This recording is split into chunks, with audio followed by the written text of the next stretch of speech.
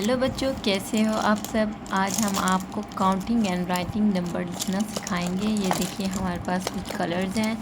सबसे पहले ये देखिए, ये हमारे पास count and write number in words हमारे पास हैं 1 2 3 कुछ apples.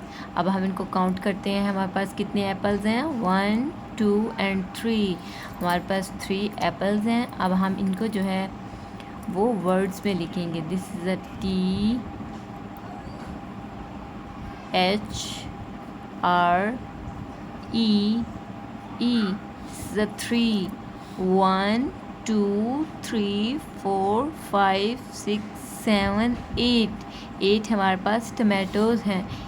E I G H T 8। और हमारे पास कितनी बॉल्स हैं? 1 2 3 4 5 6 7 8 9 10। हमारे पास कितनी बॉल्स हैं? 10। T E N 10।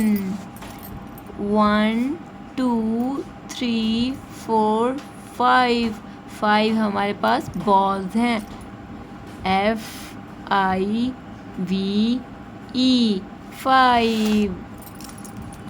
1 2 3 4 5 6 7।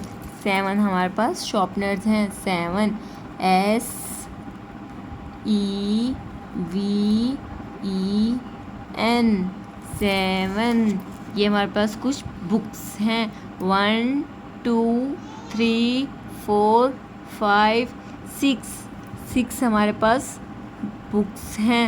ये देखिए हमारी हो गया चैप्टर आज का कंप्लीट। उम्मीद है आप लोगों को ये ज़रूर पसंद आया होगा।